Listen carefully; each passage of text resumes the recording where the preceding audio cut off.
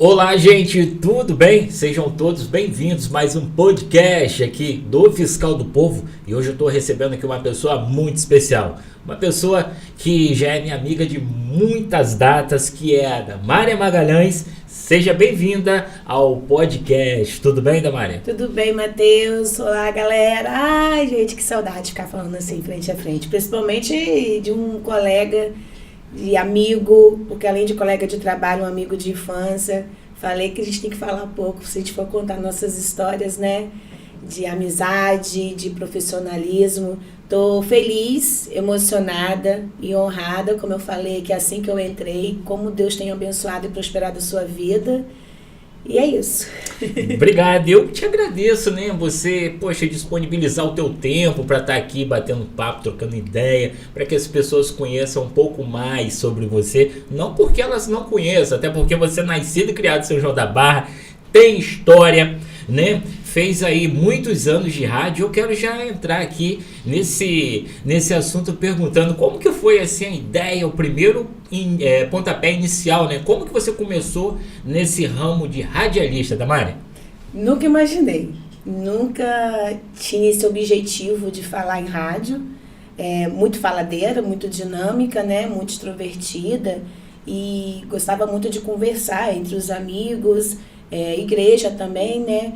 Mas a minha avó, né, materna, a vovó Ercília, e chegou do nada, não acostumada a passar férias na casa dela, e ela falou assim, vamos ali na rádio do pastor André, que naquela época eram umas rádios, né, informais ainda, né, que a gente falava, não tinha a legalização, era mais fácil você fazer, né, rádio, vamos ali fazer um programa de rádio. Como assim, vó? Eles convidaram. Mas, vó, eu vou falar o quê? Como é que é? O que passou pela minha cabeça, como é que seria uma rádio?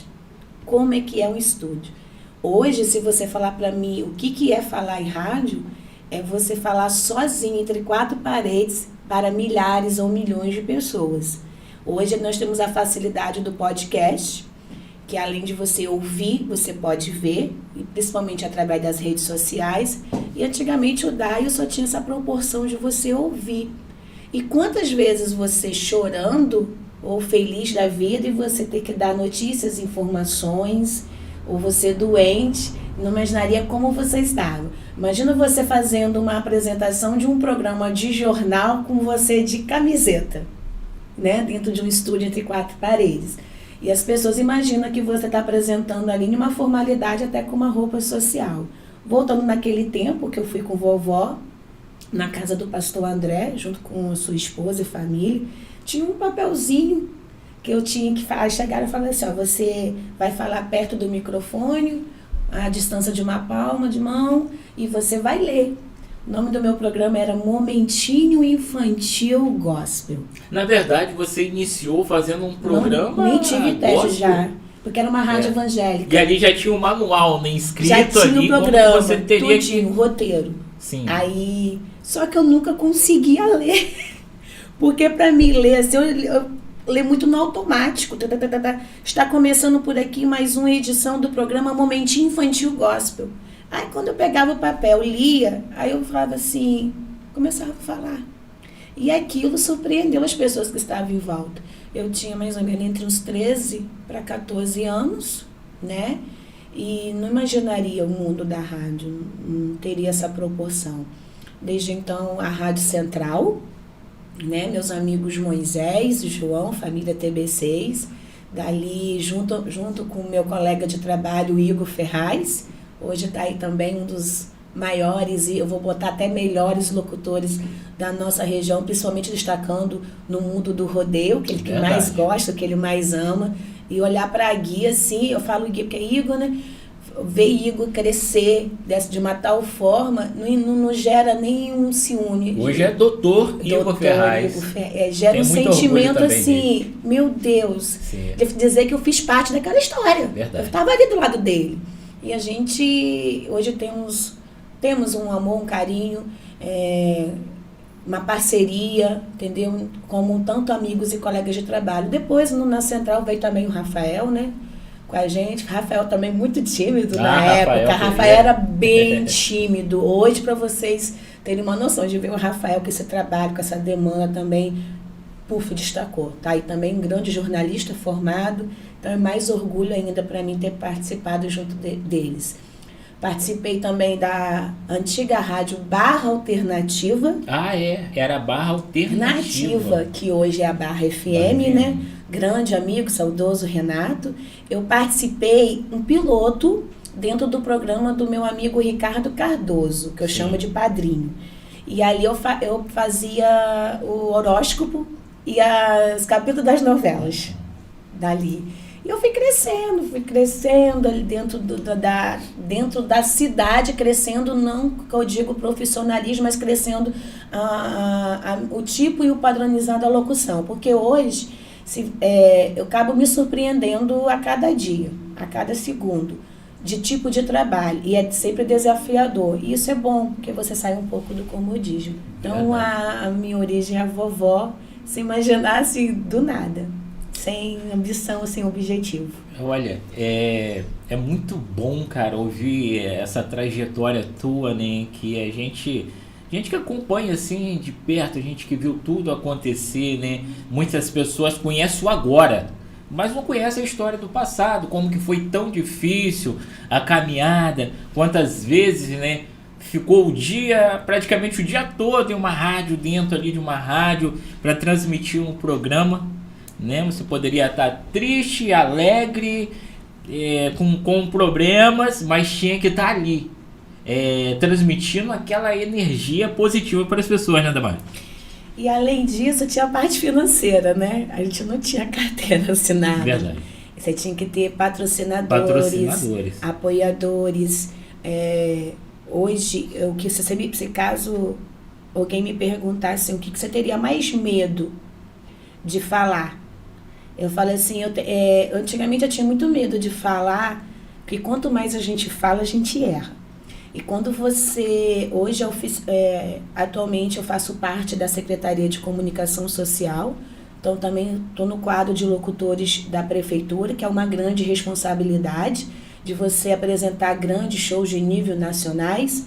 O meu primeiro show foi o Alemão do Forró, e que uma desta parte, meu amigo, fiz uma entrevista com o Alemão na época da rádio, na Rádio Ultra, e tornamos grandes amigos. Apresentar, no momento o Rafael me ligou, e era a escala do Rafael com o Igor.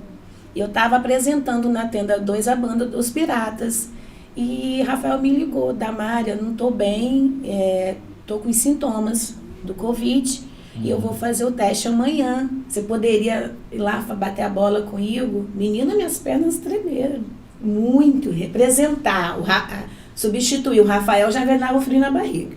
Já fazia as locuções da prefeitura, ok, mas um show de nível nacional, dia 24, no aniversário de São João, no aniversário do dia da minha avó. Sim. E subi ao palco do lado do Igor, apresentar um show nacional, a casa, a cidade lotada. E naquele momento, qual foi pensamento? Qual foi o seu pensamento? Eu preciso não segurar as lágrimas. Você sabe o que você sabe disso, porque você também faz a cobertura quando você sobe no palco e você não consegue definir o rosto de uma pessoa naquela multidão. Você não consegue dar conta de ver um rosto, a não ser nas 2 primeiras fileiras, se você baixar assim. Mas você vai olhar aquela multidão que vai além do mistureba? Sim. Eu só ficava imaginando que eu queria muito uma pessoa no meio daquela multidão e dizer assim, cheguei até aqui, que era o meu pai, né? Sim. Muito, muito. Era o único. Naquele momento, assim, eu queria, poderia estar no meio dessa multidão. Porque papai, né, ele sempre... Eu não podia ouvir a voz. Minha filha, minha filha, minha filha. Então, eu acho que naquele momento de uma realização para ser completa, eu acho que eu estava assim, procurando o rosto do meu pai no meio daquela multidão. E ao mesmo tempo, gente, eu estava muito eufórica. O Igor pegou o chapéu de Mariana, da esposa dele, colocou o chapéu em mim, vamos nós 2 juntos de chapéu. E Igor tem essa generosidade. Entre eu e Igor Rafael não temos essa situação de quem é o melhor. quem vai mais, quem vai se destacar. E quando trabalhamos até os 3 juntos em alguns eventos que compartilham ali daquele momento, eles são muito, muito generosos. Igor, então, é uma pessoa ímpar. E ele gosta, ele vai. A minha vontade é de ficar só ali do lado, ouvindo e vendo. E eu tinha muito medo de apenas uma coisa, Matheus. Com esse trabalho agora pela prefeitura, gente, eu vou falar alguma coisa errada. Hoje, eu sou convicta que aqui não é uma máquina. Aqui você não vai editar e corrigir os erros de português. Aqui você não vai poder colocar para voltar, repetir e corrigir. Então, eu quero, sim, que a minha locução seja uma locução de ser humano, de uma mulher que não tem faculdade, e dizer se eu vou errar quantas vezes eu puder errar, porque eu quero aprender e corrigir. Então, mas a melhor faculdade, a maior faculdade de todas, você fez. Que é a vida. Que é a vida. Então tem locuções que a gente erra. Então, às vezes, eu fico assim com muito medo, até hoje, quando eu estou principalmente pela prefeitura, de falar o português erradamente. Sim. E isso acontece, porque quanto mais a gente fala, a gente erra. Isso daí é normal, natural, mas aí a gente tenta levar ali da melhor maneira possível, né? E fazer cada vez melhor. Damari, eu queria te fazer uma pergunta. Na época da rádio Ultra FM, você chegou a ser gerente da rádio, né? A Ultra, sim. Depois da Central, primeiro foi a rádio do Pastor André, teve a Central, teve a Barra Alternativa e tivemos a Rádio Ultra, que hoje são 2 amigos meus, o Valmir e o Renato, né? Comecei atendente de telefone. O Valmir entrou na lanchonete do Fluminense, na época dos meus amigos Cristina e Arnaud. Eu trabalhava na lanchonete. Aí ali eles chegaram para mim, o Valmir, falando sobre a rádio. Falei assim, eu também já fiz programa de rádio. Sério? Sim, qual é o seu nome? Damari. Ele levou meu nome para dentro da rádio. Fabrício Nani estava lá na época e falou, menino, Damari é muito boa e tal e tal. Tive uma oportunidade de entrar como atendente de telefone ali mesmo, não entrei logo para a locução. Eu lembro disso.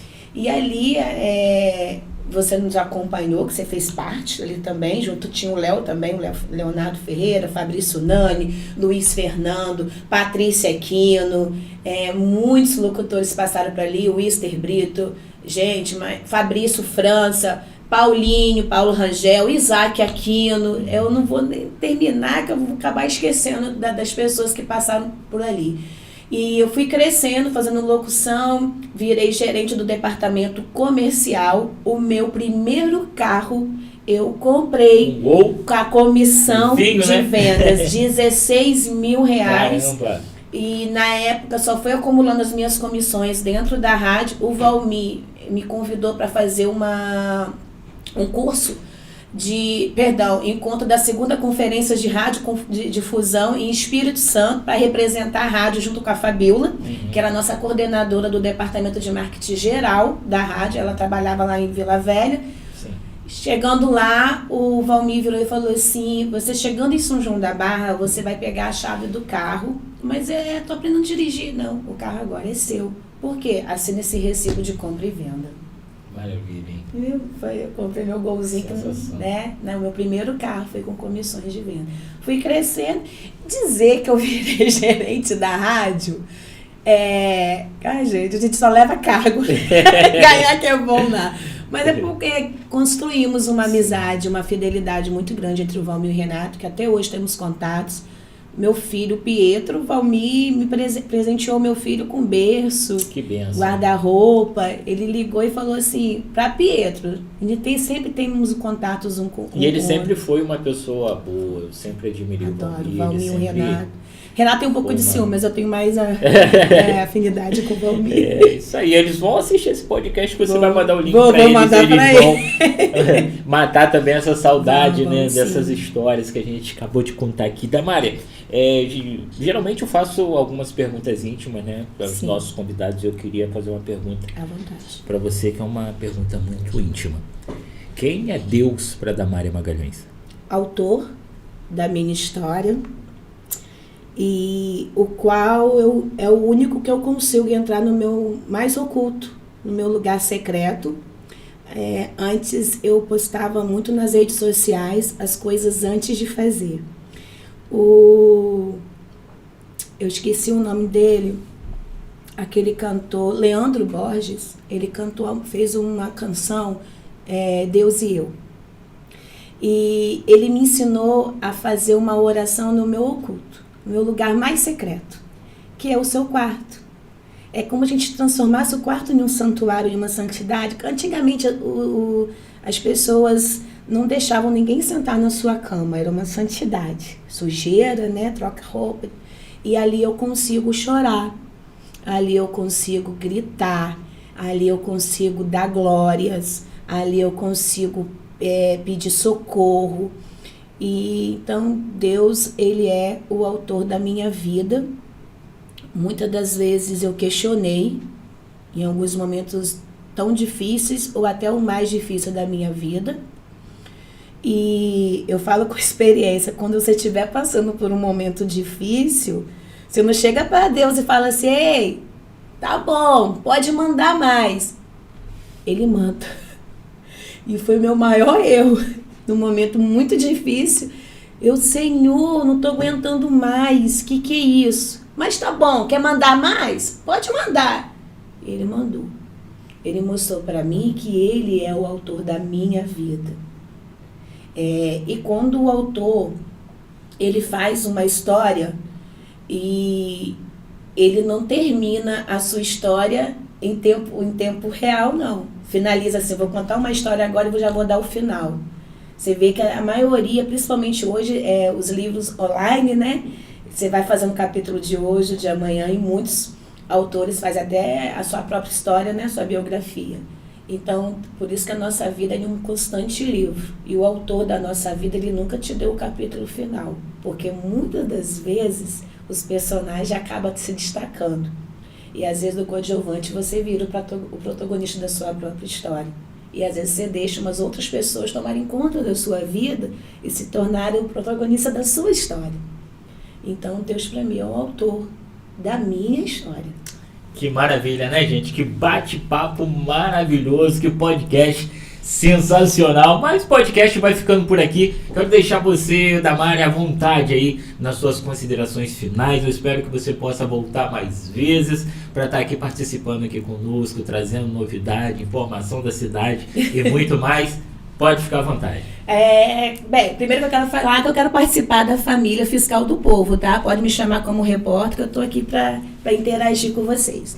Obrigada, Matheus, a todos que estão ouvindo, curtindo, né? E vão ouvir novamente esse podcast. Quero dizer que pela primeira vez eu consegui falar com a alma, com o coração. E se a gente for para falar da nossa história, nossa, a gente sabe que são horas e horas e dias. Quero agradecer muito ao meu amigo Matheus, feliz por essa oportunidade, agradecer a Deus por essa oportunidade, dar um abraço especial para minha família, meu esposo, meus filhos, a minha neta, agora mais um netinho vindo, a família está crescendo muito. Obrigada a todos pelo carinho. Você, Matheus, você é abençoado, continue sendo mais ainda. E eu gosto de Matheus porque quando a gente está assim concentrado, vem ele, tudo bem, ele abre aquele sorriso, né, pra gente.